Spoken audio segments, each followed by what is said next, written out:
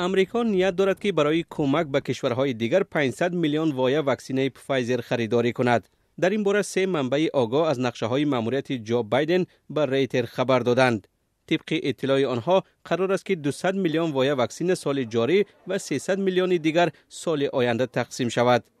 این واکسن را حدود 100 دولت کم بضاعت و در حال رشد دریافت خواهند کرد. احتمال می رود درباره تقسیم بندی واکسن ها پرزیدنت امریکا جو بایدن در بریتانیا اعلان خواهد کرد.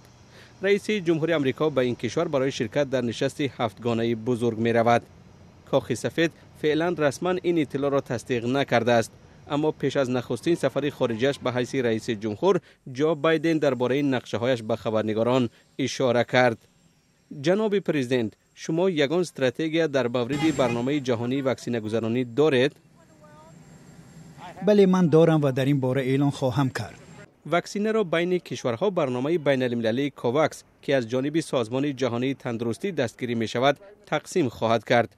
طبق اطلاع CNBC حالا کاخ سفید همچنین با شرکت داروسازی مدرن درباره خریداری این واکسینه برای فرستادن به کشورهای دیگر گفتگو دارد.